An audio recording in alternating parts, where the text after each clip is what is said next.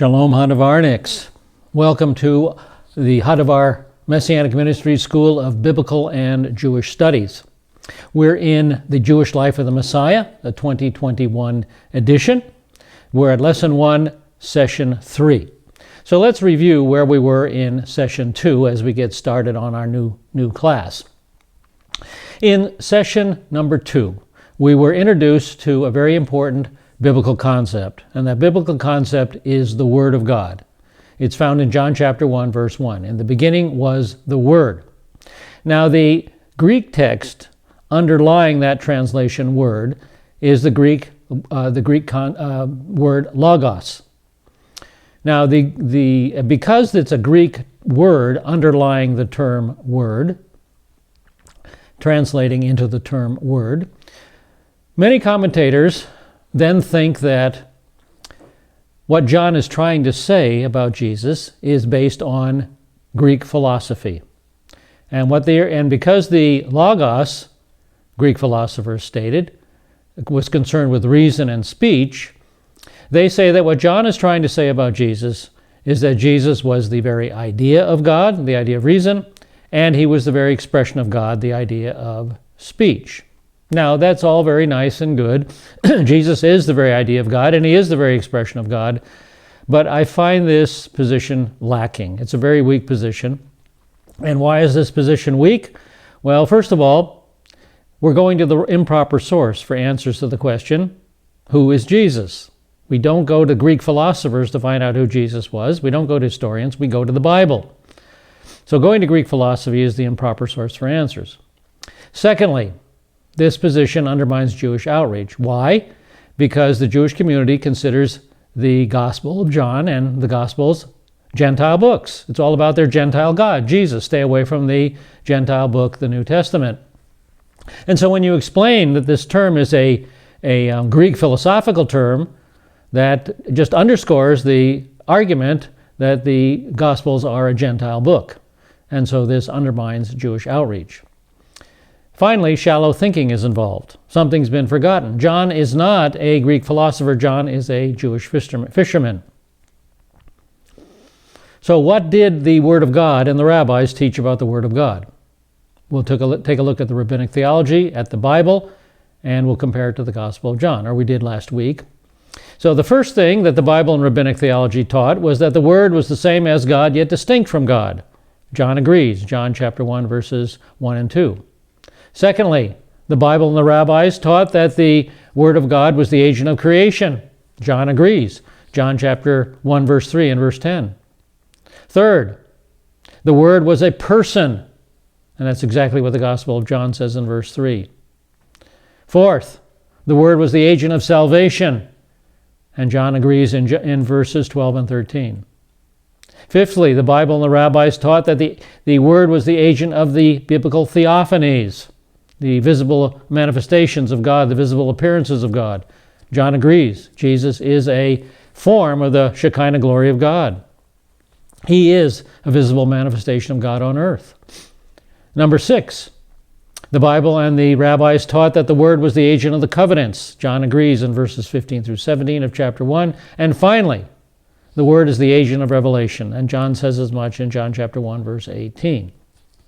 So I think you can see that the Bible is much deeper and richer than Greek philosophy. Then I went through an application. I developed the theme, knowledge of the pre-existent one. It came from the data that we had studied.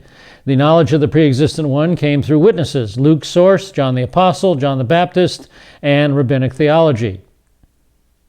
And the response to this witness was belief of a few. And the result was they became a child of God. They came to the light. Second response was rejection. Rejection by the world and by the Jew, by the many. The result, the many remained in darkness. And thirdly, the third response was inquiry by Theophilus. And the result, continued study of the life of Yeshua. Then we made a personal application. You've been introduced to Jesus, the Shekinah glory of God who tabernacled among us. What will be your reaction? Belief, rejection, or inquiry? I asked you to write down the word that best describes your response to this lesson, and then I asked you to follow through with a plan of action. How can you make this practical in your life? We moved on then to the cultural importance of genealogies, and I shared with you the genealogy I received from Yosef, a Palestinian Christian who I met. And he stated in his genealogy that he wanted me to get to know him better.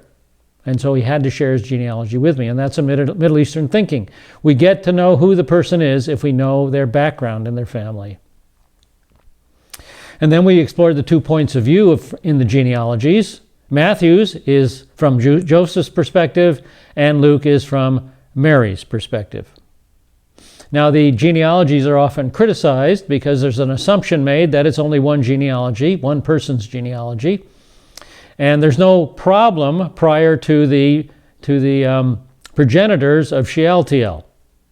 And this begins to show us that these are two separate genealogies, one by Luke and one by Matthew, because Jeconiah in Matthew's genealogy was Shealtiel's father, and Neri in Luke's genealogy was Shealtiel's father. And then from Zerubbabel on, then there's two common names in the shortest possible sequence. This is also an argument, but the two possible names in the shortest possible sequence is not an argument for sameness, it's an argument for coincidence. And then following Zerubbabel, the list of descendants are all different, arguing for two different lists, two different genealogies, because the lists do not coincide until we come to Joseph. There's no convergence in these lists until Joseph, and his name is highly qualified. Matthew says Joseph was the husband of Mary, by whom, and the word Mary is feminine, by Mary was born Jesus, who is called the Messiah. And Luke says Jesus was being supposedly the son of Joseph. So he points out this is the common misconception. All right, this brings us to the new material. We begin now with the biblical requirements for kingship. We're on Lesson 1, page 20 at the top of the page. The second reason we have two genealogies is because of the biblical requirements for kingship. In the Bible, there were two requirements. One requirement was applicable to the southern kingdom of Judah with its capital in Jerusalem. The other was applicable to the northern kingdom of Israel with its capital in Samaria. And both requirements come into play with Yeshua. So the first requirement is Davidic descent. According to the Davidic Covenant, the king had to be of Davidic descent. Now, this was applicable to the southern kingdom of Judah and its capital in Jerusalem. No one could sit upon the throne in Jerusalem unless he was of the Davidic dynasty. Any conspiracy to oust the Davidic family was doomed to failure because of Isaiah chapter 8. An example of such a conspiracy is Isaiah chapter 7, verses 1 through 6. Let's take a look at that. Now it came about in the days of Ahaz, the son of Jotham, the son of Uzziah, king of Judah, that Rezin, the king of Aram, and Pekah, the son of Remaliah, king of Israel, went up to Jerusalem to wage war against it, but could not conquer it. When it was reported to the house of David, saying, "The Arameans have camped in Ephraim," his heart and the hearts of his people shook as trees in the forest shake with the wind. Then the Lord said to Isaiah, "Go out now to meet Ahaz, you and your son Sha'ar-Yashuv, at the end of the conduit of the upper pool on the highway to the fuller's field, and say to him, take care and be calm. Have no fear. Do not be faint-hearted because of these two stubs of smoldering firebrands, on account of the fierce anger of Rezin and Aram and the son of Remaliah. Because Aram and Ephraim, the son of Remaliah, has planned evil against you, saying, let us go up against Judah and terrorize it, and make for ourselves a breach in its walls, and set up the king of Tabeel as king in the midst of it." And there's your key phrase. Set up the king of Tabeel as the king in the midst of it. This conspiracy is doomed to failure because they're trying to depose the Davidic line and set up the dynasty of Tabeel. This will not succeed. All right, well, let me summarize the Davidic Covenant for you. Now, if you're interested in studying the covenants of the Bible, I would recommend you get Messianic Bible Study number 21, The 8 Covenants of the Bible by Dr. Arnold G. Fruchtenbaum, available from REL Ministries. You'll get some more details, especially about the Davidic Covenant, than I'll be sharing with you here.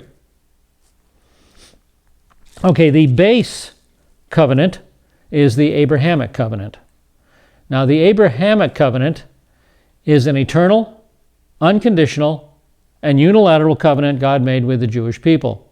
The Abrahamic Covenant consisted of three basic promises: a land promise, a national promise, and a spiritual blessing promise. Now, the three promises of the Abrahamic Covenant were expanded and developed by three additional eternal, unconditional, and unilateral covenants God made with the Jewish people. The land promise expanded and developed by the land covenant, the national promise expanded and developed by the Davidic Covenant, and the spiritual blessing promise expanded and developed by the new covenant. Now, this is the Davidic Covenant that we have in view here. So let's take a look at the Davidic Covenant.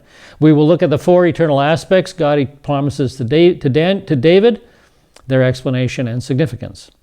So the first eternal aspect God promised to David is an eternal house, a dynasty, David's family, meaning a succession of kings will come from David's family. Secondly, God promises David an eternal throne. This is his royal authority. His family will always govern. Thirdly, God promises an eternal kingdom. This is the nation of Israel. And fourth, God promises an eternal person. This is Yeshua, the Messiah. And so you can summarize the four aspects of the Davidic Covenant with this sentence: a succession of kings will always govern Israel, culminating with the Messiah. That's the Davidic Covenant. All right, we've looked at Davidic descent then. Now let's take a look at divine appointment. The second requirement was applicable to the northern kingdom. It was divine appointment through prophetic sanction. No one can sit on Samaria's throne in the north unless God gave express permission for him to do so through his prophet. And those who usurped the throne without divine sanction were quickly assassinated. For example, the prophet told Jehu, "Your house will sit upon the throne for 4 generations," and when the 5th man tried to do so, he was assassinated.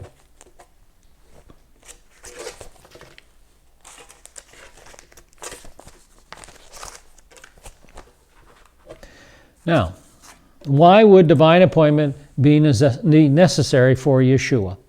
Well, 2 reasons. Number 1, he'll be king over all united Israel. He'll be king over the northern kingdom and the southern kingdom, and so both apply to him. And reason number 2, there were many potential claimants for the throne running around in David's day. You had to find out which descendant of David had God chosen. Divine appointment would take care of that. So now we see how both biblical requirements for kingship begin to play a role in the life of the Messiah. So let's start with Matthew's genealogy. Matthew's genealogy is that of Joseph.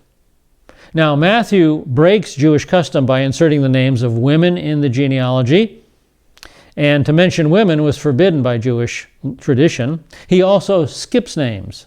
Symmetry is his focus. Symmetry is his idea.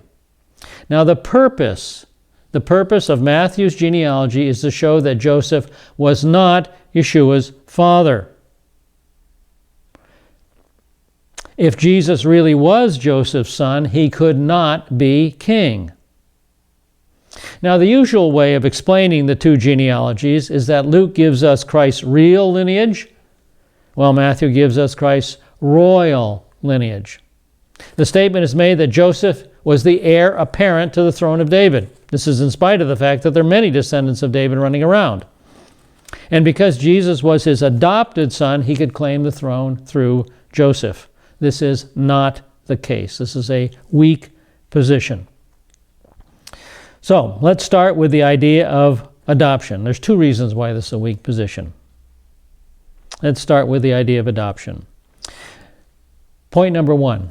Adoption was not practiced by the Jewish community during the 1st century or before.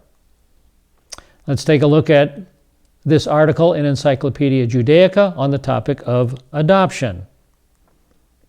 Here's what we read. The evidence for adoption in the Bible is so equivocal, vague, that some have denied it was practiced in the biblical period. The evidence for adoption in the pre-exilic period, and of course the biblical period or the pre-exilic period is prior to the Babylonian exile. The evidence for adoption in the pre-exilic period is meager. The possibility that adoption was practiced in this period cannot be excluded, especially since contemporary legal documents are lacking. So we can't deny it, but we can't prove it either. Nevertheless, it seems that if adoption played any role at all in Israelite family institutions, it was an insignificant one. Now, for the post-exilic period in Israel, there is no reliable evidence for adoption at all. Now, the post-exilic period is after the Babylonian exile. And then we move on to later Jewish law. Adoption is not known as a legal institution in Jewish law. According to halakha, that's Jewish law, the personal status of a parent and child is based on the natural family relationship only, and there's no recognized way of creating this status artificially by a legal act or fiction. However, Jewish law does provide for consequences essentially similar to those caused by adoption to be created by legal means. These consequences are the right and obligation of a person to assume responsibility for A, the child's physical and mental welfare, and B, his financial position, including matters of inheritance and maintenance. Okay. The impact of this information is the fact that Joseph could have easily assumed responsibility for Yeshua. Joseph was legally able to provide for Yeshua and to oversee his physical, mental, and financial welfare as his guardian, not as his adopted father. However, that would have not qualified Yeshua for the throne of David through Joseph anyway. Jesus had no claim to the throne if he was Joseph's son. Now why? That's why Matthew starts out with the genealogy. He presents a certain problem and solves the problem with the virgin birth. Now Luke will have no such problem. So he begins immediately with the virgin birth and waits until chapter 3 to give us the genealogy of the Messiah. So now let's take a look at Matthew 1:1. The record of the genealogy of Jesus the Messiah, the son of David, the son of Abraham. So Matthew 1:1 is an introductory verse. This is a summary phrase to connect the early events of Messiah's life with the Jewish covenants. Now, there are 4 Jewish unconditional, eternal, and unilateral Jewish covenants in the Old Testament. The Abrahamic Covenant, the Land Covenant, the Davidic Covenant, and the New Covenant. And here we have 2 of them in view. The son of David, the phrase son of David connects him with the Davidic Covenant, and the phrase son of Abraham connects him with the Abrahamic Covenant. And of course, these terms, son of David and son of Abraham, are used in the sense of descendant. The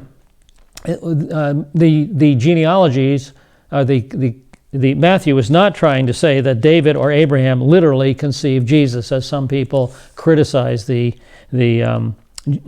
genealogy for that reason. He's using the term in the sense of descendant, not in the idea of actual conception. Now let's move on to verses 2 and 3. Abraham was the father of Isaac, Isaac the father of Jacob, Jacob the father of Judah and his brothers. Judah was the father of Perez and Zerah by Tamar. Perez was the father of Hezron, and Hezron the father of Ram. So in verse 3, Matthew mentions Tamar, the woman Tamar. Let's move on to verses 4 and 5. Ram was the father of Amminadab, Amminadab the father of Nachshon, and Nachshon the father of Salmon. Salmon was the father of Boaz by Rachav. Boaz was the father of Obed by Ruth, and Obed the father of Jesse. So in verse 5, Matthew mentions Rahab, and in verse 5, Matthew mentions Ruth, 2 more women. Verse 6. Jesse was the father of David the king. David was the father of Solomon by her who had been the wife of Uriah. Literally, by her of Uriah. And so in verse 6, Bathsheba, another woman, is referred to indirectly. So 4 women are referred to, and 3, possibly all 4 of these women, are Gentiles.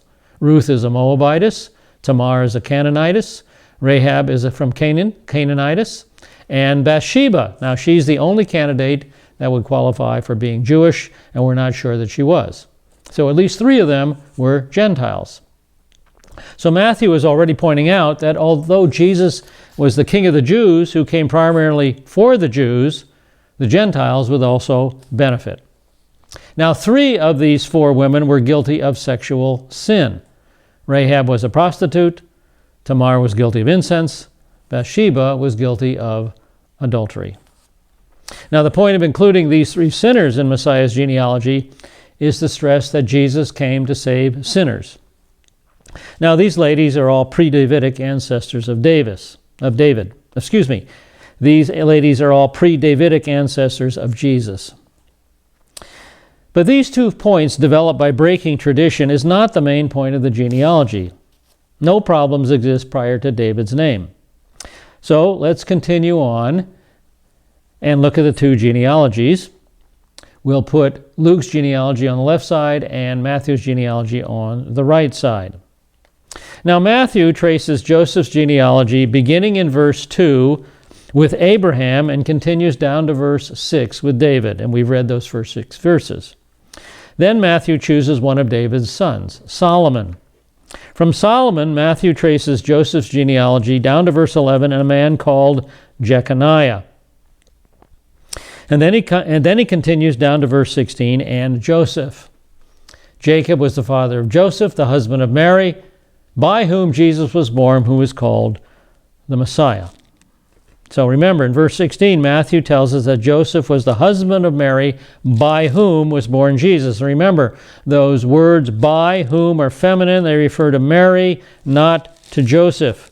He is saying that Jesus was born of Mary, not of Joseph. So here we have down to Joseph. Jacob was the father of Joseph, the husband of Mary, by whom Jesus was born, who is called Messiah. Now, if we chart this out, on the left side we have all the masculine, all the men that are in the genealogy, and so the masculine gender is used the whole time. I'm just using Jacob and Joseph as examples. But then we have to switch to the feminine gender to talk about Mary. And so the word by whom was born Jesus, who is called Messiah, is feminine. It refers to Mary. And so Jesus is not a direct descendant of Joseph. In the right column, he is a direct descendant of Mary. He's a direct descendant of Mary, but not of Joseph. So we're told that Joseph is also a direct descendant of Jeconiah. And this is the crucial issue. And we'll see this in Jeremiah 22, 24 through 30. As I live, declares the Lord, even though Coniah, the son of Jehoiakim, king of Judah, were a signet ring on my right hand, yet I would pull you off, and I will give you over to the hand of those who are seeking your life, yes, into the hand of those whom you dread, even into the hand of Nebuchadnezzar, king of Babylon, and into the hand of the Chaldeans. I will hurl you and your mother who bore you into another country where you were not born, and there you will die. But as for the land to which they desire to return, they will not return to it. Is this man Coniah a despised, shattered jar? Or is he an undesirable vessel? Why have he and his descendants been hurled out and cast to a land that they have not known? Why has that happened? Here's the answer. O land, land, land, hear the word of the Lord. Thus says the Lord, write this man down childless, a man who will not prosper in his days, for no man of his descendants will prosper sitting on the throne of David or ruling again in Judah. Now, Coniah is a variant form of Jeconiah, kind of like Robert is the primary form of my name, and Bob and Bobby are variants in English. We're talking about the same individual, even though the name is a different form. And because of the kind of man that Jeconiah was, Jeremiah pronounces a curse upon him, and you can see the curse on the screen. The curse consists of the fact that no descendant of Jeconiah will ever have the right to sit on the throne. Now, we are told that by Matthew, that Joseph is a direct descendant of Jeconiah, and that's a problem. So he was not the heir apparent to the throne. Joseph was not the heir apparent. If Jesus really was Joseph's son, he could not be king. If he was counted as Joseph's son, he fell under the Jeconiah curse and could not be king. That's why Matthew starts with the genealogy. He solves the problem with the account of the virgin birth. The virgin birth tells us that Jesus was not born of Joseph. Now, Joseph looked after his welfare, but he was not Yeshua's father. So initially, the Bible required kingship, a descendant of David. But in Jeremiah's day, it was narrowed. to a member of the house of David, but apart from Jeconiah. So Matthew is saying that Jesus has no association with Jeconiah. Jesus is not part of Jeconiah's line in any way, shape, or form. Jesus does not fall under the Jeconiah curse. Okay, let's take a look at Matthew 1:17. So all the generations from Abraham to David are 14 generations. From David to the deportation to Babylon, 14 generations. And from the deportation to Babylon to the Messiah, 14 generations. So Matthew gives us instructions how to interpret his 14 generations in verse 17. Between key words, we find 14 names. A possible reason why Matthew chose the number 14 lies in the fact that the numerical value of David in Hebrew equals 14. Every Hebrew letter has a numerical value assigned to it. So here's the name David, Dalet, Vav, Dalet. Dalet has the number 4, Vav is the number 6, and Dalet is the number 4. 4 plus 6 plus 4 equals 14. So that's one reason why he has 14 generations. Well, let's look at the generations. The record of the genealogy of Jesus the Messiah, Abraham, Isaac, Jacob, Judah, Perez, Hezron, Ram, Amminadab, Nachshon, Salmon, Boaz, Obed, Jesse. Jesse was the father of David the king. So between those two names, two key names, 14 generations. Abraham to David. We pick it up. David was the father of Solomon, Rehoboam, Aviah, Asa, Jehoshaphat, Joram, Uzziah, Jotham, Ahaz, Hezekiah, Manasseh, Ammon, Josiah, Jeconiah, at the time of the deportation to Babylon. So from David to the deportation to Babylon, 14 generations. We move on. After the deportation to Babylon, Jeconiah, Shealtiel, Zerubbabel, Abihud, Eliakim, Azor, Zadok, Achim, Elihud, Eleazar, Matan, Jacob, Joseph, Jesus, who is called Messiah. So from the deportation to Babylon to the Messiah, 14 generations. Symmetry. Symmetry is Matthew's focus. 14, 14, 14. So let me kind of summarize Matthew's genealogy. Matthew is presenting Yeshua's genealogy in relation to his guardian, Joseph. Joseph is an honorable man with a fine heritage. He's a good man of high moral character. He was a direct descendant of King David through David's son Solomon. However, Joseph was not Yeshua's father, verse 16.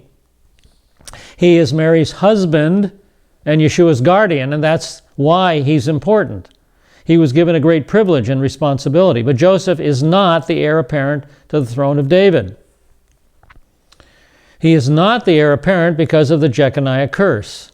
Joseph had no legal right to sit on David's throne. If Yeshua had been his son, naturally or by adoption, then Yeshua would have been disqualified from the messianic office by the Jeconiah curse. Now, by presenting the genealogy in the stylistic form of 3 sets of 14, Matthew is stating, my rendering of Joseph's lineage is true and accurate and sacred account. It's harmonious, it's orderly, it's true. It's made up of 7s and 3s. It reveals the truth that Joseph was not Yeshua's father. Joseph was the husband of Yeshua's mother and the guardian of the Messiah, and that's all. He was not Yeshua's natural father. He was not Yeshua's stepfather. He was not Yeshua's adopted father. He bore the honor of being Messiah's guardian. And that's as far as it went. The important result of all this is the fact that Yeshua is not disqualified by the Jeconiah curse. The Jeconiah curse does not concern Yeshua. It concerns Joseph, but not Yeshua. All right. Time to move on to Luke's genealogy. Now, Luke follows strict Jewish law. He mentions no women, not even Mary, although it is her line that he is tracing. He skips no names. Symmetry is not his focus. His focus is historical accuracy. He shows us that Jesus could still be king because Jesus was a descendant of David, but apart from the house of Jeconiah. He has no problem with Jeconiah, That's why he begins his gospel differently. Only later does he deal with the genealogy to show that Jesus did descend from David. All right, let's pick it up at Luke chapter 3, verses 23 and 24. When he began his ministry, Jesus himself was about 30 years of age, being, as was supposed, the son of Joseph, the son of Eli, the son of Mathat, the son of Levi, the son of Melchi, the son of Yanai. Now, in Luke's list of names, all the names have the Greek definite article with the exception of the name Joseph. No definite article with Joseph. It's Joseph, but it's the Eli, the Mathat, the Levi, the Melchi. The word "the" is the definite article. And that's what the name Joseph is missing.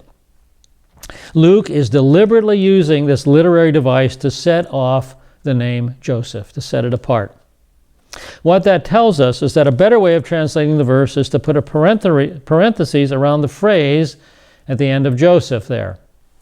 A better way of reading this is, being the son as was supposed, King James Version, being the son as was thought, the NIV, being the son, being supposedly the son, the NASB, of Joseph.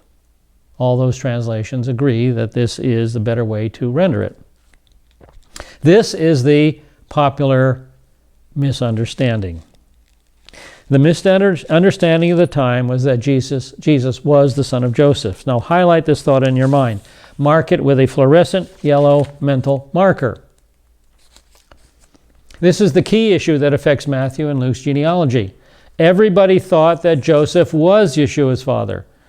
That was the current popular misconception. They thought he had a human, natural father like everyone else.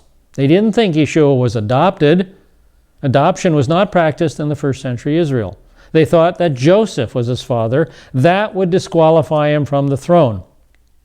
If Yeshua could not be Israel's king, then he could not be Israel's Messiah. Matthew has just shown that Joseph is not Yeshua's father. Now that would raise the question, then who is his father? Matthew will answer that question with the virgin birth. God is Yeshua's father. But now another question would be raised. If Joseph is not his father, does Yeshua have a legitimate link to the Davidic throne? Luke is going to answer that question affirmatively. Yes, Yeshua does possess a legitimate link to the Davidic throne. So let's see how Luke proves this.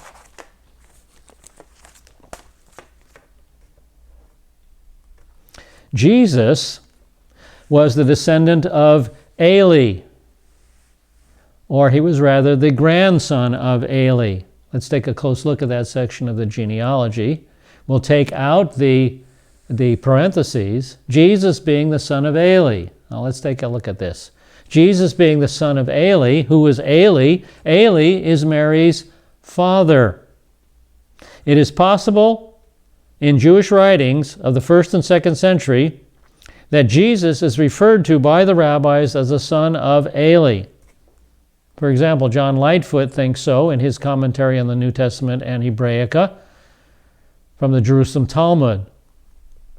There is a discourse of a certain person who in his sleep saw the punishment of the damned. He saw Mary, the daughter of Heli, or Eli. It's just a variant form, variant spelling of the name.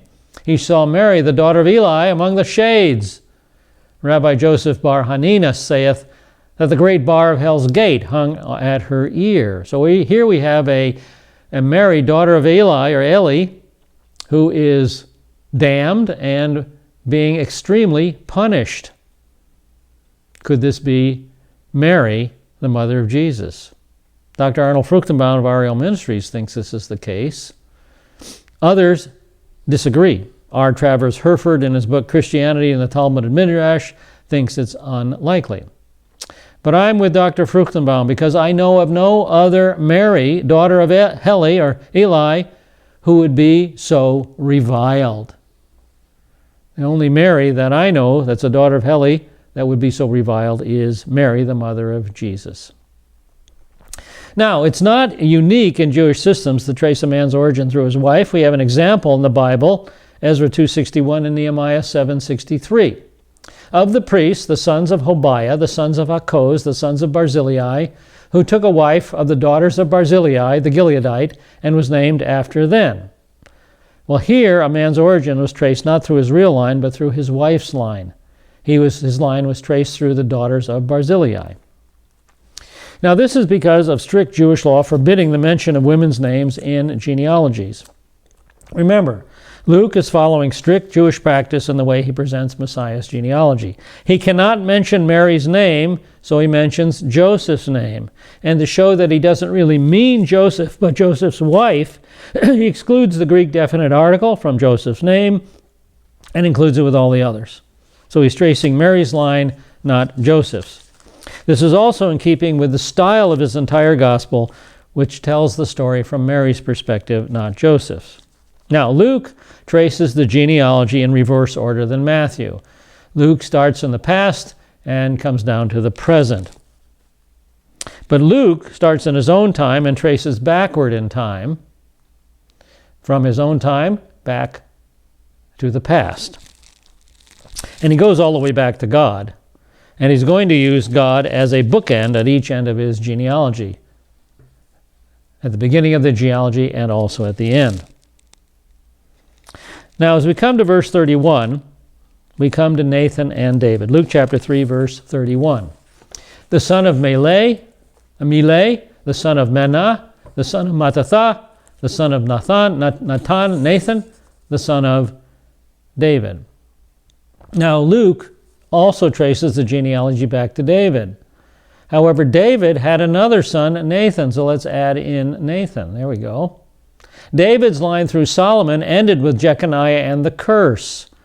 This factor excluded Joseph and his descendants from sitting on David's throne. And the reason that this occurred lies with this principle. Here's the principle. The Davidic Covenant is unconditional for David, but is conditional for Solomon. The Davidic Covenant will be fulfilled for David without question. However, the descendant through whom it will be fulfilled is conditional upon the obedience of that descendant and his line. Excuse me. Now, key statements that are usually not mentioned are 1 Chronicles 22, 6 through 13, and 1 Chronicles 28, 7. In 1 Chronicles 22, 13, we see David's understanding of the Davidic Covenant. David is reviewing the promise God made to him and charging Solomon to build the temple in verses 6 through 12. In verse 13, David says to Solomon, "Then you will prosper if you are careful to observe the statutes and the ordinances which the Lord commanded Moses concerning Israel. Be strong and courageous, do not fear or be dismayed." His statement to Solomon is conditional. Then you will prosper if you follow through. Now we need to ask ourselves, did Solomon personally obey the law carefully? And the answer comes in 1 Kings 11:9. Now the Lord was angry with Solomon because his heart was turned away from the Lord, the God of Israel, who had appeared to him twice.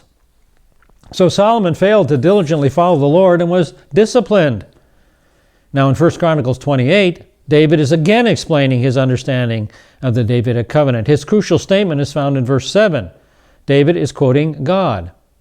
God says, I, God, I will establish his kingdom, speaking of Solomon's kingdom, forever if he resolutely performs my commandments and my ordinances as is done now. And note the conditional element concerning Solomon. I will establish if. So it appears to me that David understands the Davidic covenant to be conditional in regard to Solomon. Now, did Solomon resolutely perform the Mosaic law? No. 1 Kings 11:9, we already took a look at that.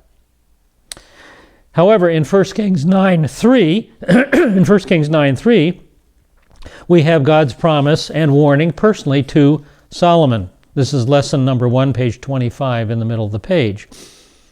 Here are verses 4 through 7 with my emphasis added. God is talking to Solomon. As for you, if you, Solomon, If you will walk before me as your father David walked, in integrity of heart and uprightness, doing according to all that I command you, and will keep my statutes and my ordinances, then I will establish the throne of your kingdom over Israel forever, just as I promised to your father David, saying, you shall not lack a man on the throne of Israel. But if you or your sons indeed turn away from following me, and do not keep my commandments and my statutes, which I have set before you, and go and serve other gods and worship them, then I will cut off Israel from the land which I have given them. And the house which I have consecrated for my name, I will cast out of my sight. In other words, diaspora and destruction. And so Israel will become a proverb and a byword among all peoples. And finally, one more section I want to look at is Psalm 89, 28 through 37. My loving kindness I will keep for him, referring to David, forever. And my covenant shall be confirmed to him. So I will establish his descendants forever, and his throne as the days of heaven.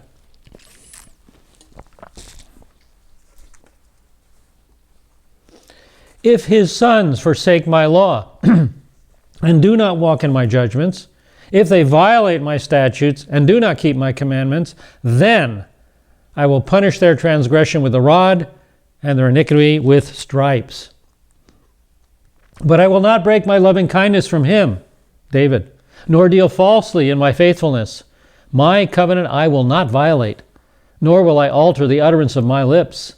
Once I have sworn by my holiness, I will not lie to David. His descendants shall endure forever, and his throne as the sun before me. It shall be established forever like the moon, and the witness in the sky is faithful. Selah. So notice God's assessment of the Davidic Covenant. Please let me summarize. God will fulfill his promise to David of an eternal house, throne, person, and kingdom, but it will only come through Solomon's line if Solomon's line is worthy. Solomon's line was not worthy and was cut off conclusively with the Jeconiah curse. A transfer of the covenant promise to another descendant of David is required. This is where Luke's genealogy comes into play. So we already know that Solomon failed to follow the Mosaic covenant properly, but did any other of his sons fail as well? Well, a number of them failed to follow the Mosaic covenant. Now, following Solomon, there were 20 kings of Judah. Now, there's a chart I'd like to refer to on page 26 of Lesson 1 called the Kings of Judah. The middle column there is labeled character, and you can look down that column and you can see that a number of the kings were bad and a number of the kings were good. But Solomon's line was disqualified and disciplined because 12 of those kings were bad kings, the majority. Only 8 were godly. Now Jeconiah, the 13th king, was one of the worst. He was so bad that God pronounced the Jeconiah curse on him. Now his successor Zedekiah did not prosper under Babylonian domination. Eventually he revolted, he was defeated, and Babylon destroyed the city and the temple.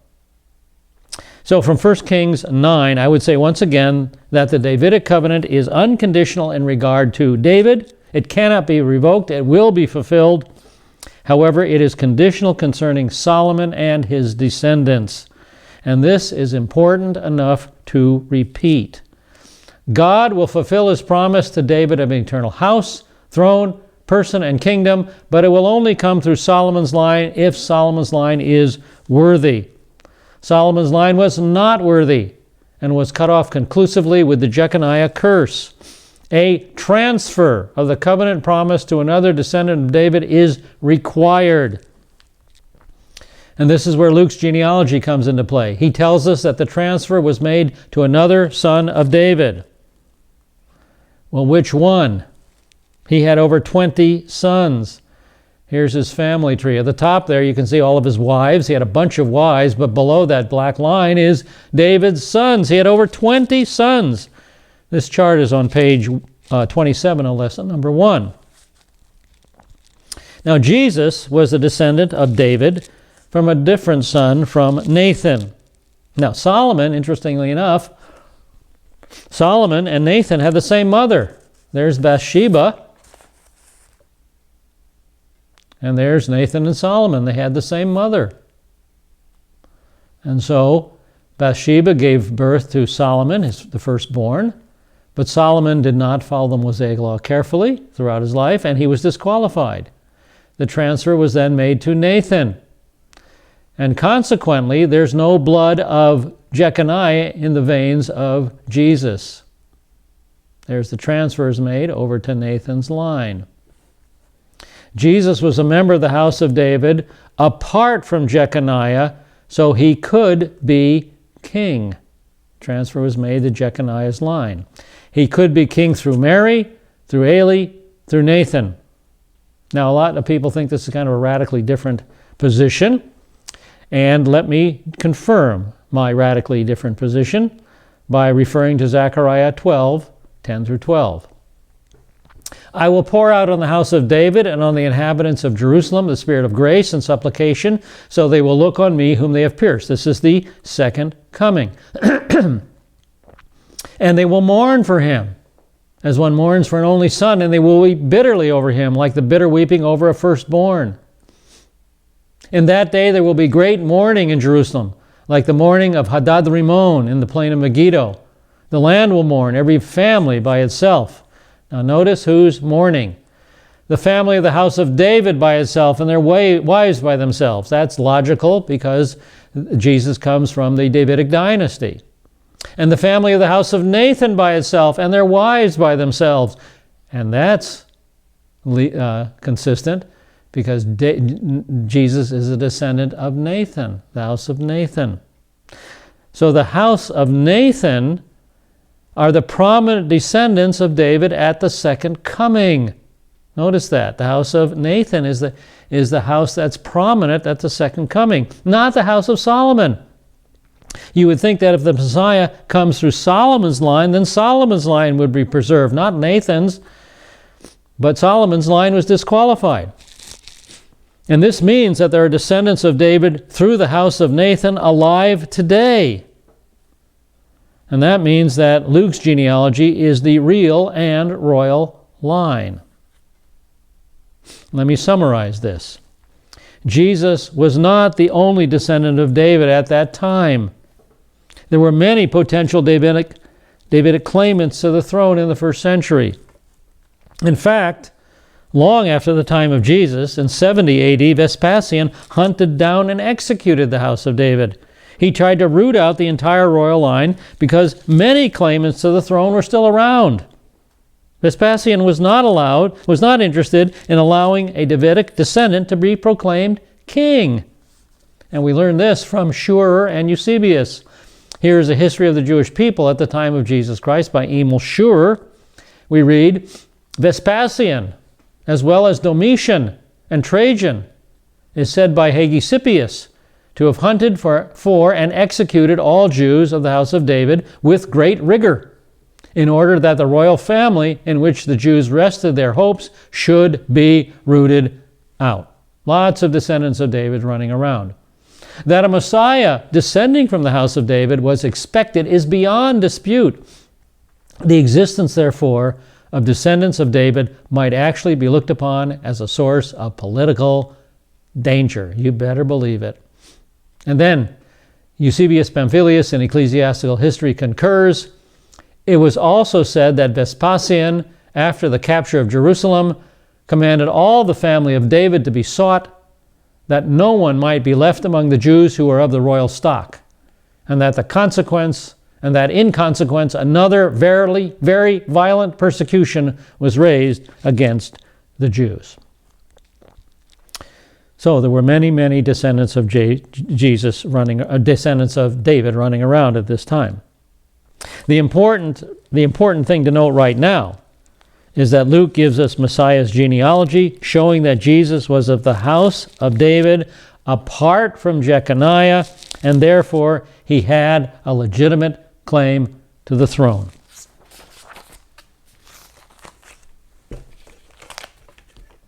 Finally, the royal credentials of Jesus were impeccable. If they were not impeccable, he would have been easily dismissed as an obvious impostor by the religious leaders. So Luke's genealogy is both the real and the royal genealogy of Yeshua. But this does not solve the entire problem of Luke's genealogy. Why? Well, because claimants continued to emerge. Even later, in 135 AD, the leader of the second Jewish revolt, Bar Kokhba, is said to be of Davidic descent. Vespasian apparently missed killing his parents. And even down to 1992 AD, Rabbi Menachem Mendel Schneerson claimed Davidic descent. That's why his followers called for him to declare himself to be the Messiah. He never did declare himself to be the Messiah, but some sure thought he was. So at this point in Jewish history, the first century, there were a number of legitimate descendants of David on the scene. Of these other heirs to the throne, why was Jesus chosen above the others?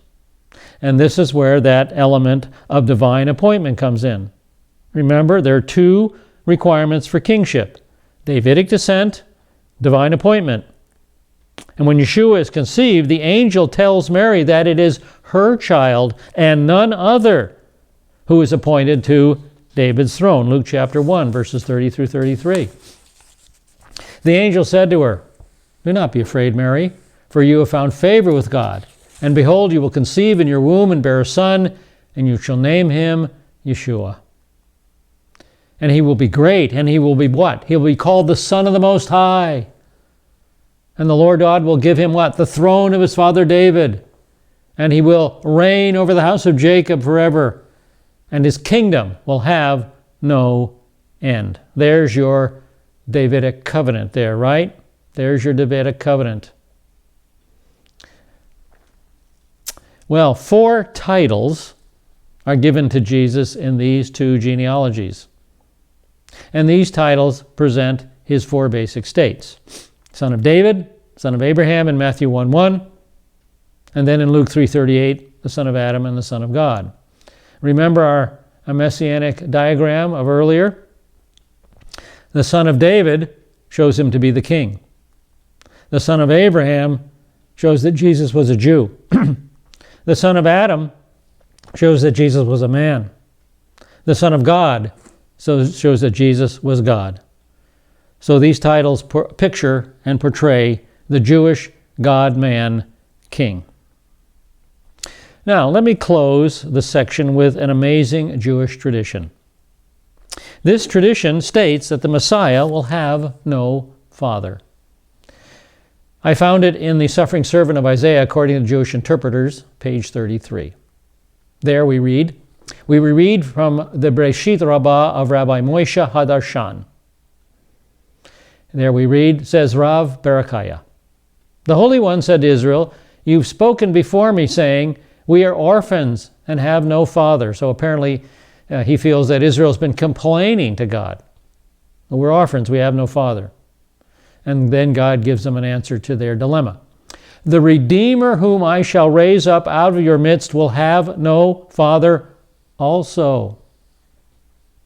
So he claims that the Messiah will have no father. And then he goes on to prove his assertion by quoting 2 messianic prophecies. As it is said, "Behold the man whose name is the branch, and he shall branch up out of his place." Zechariah 6:12, messianic prophecy. And similarly by Isaiah, "He came up as a sucker before him."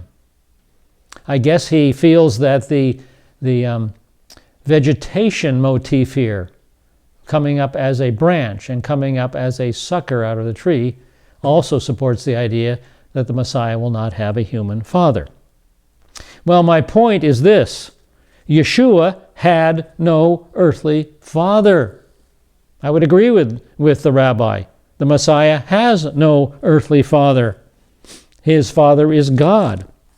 And this is fully in accord with Isaiah 7:14, which is the virgin birth. Yeshua had no human father.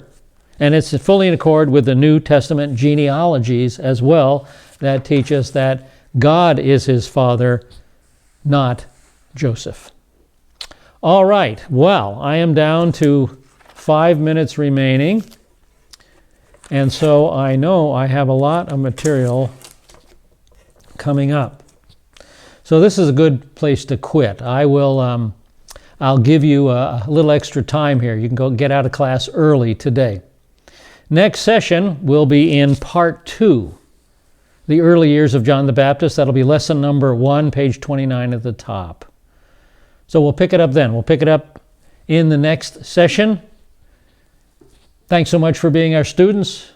We hope and trust that these lessons in the Jewish life of the Messiah will be a blessing to your soul and an encouragement to your walk with Jesus. Thanks so much. We'll see you next session. Lahitra Ot. Lahitra Ot.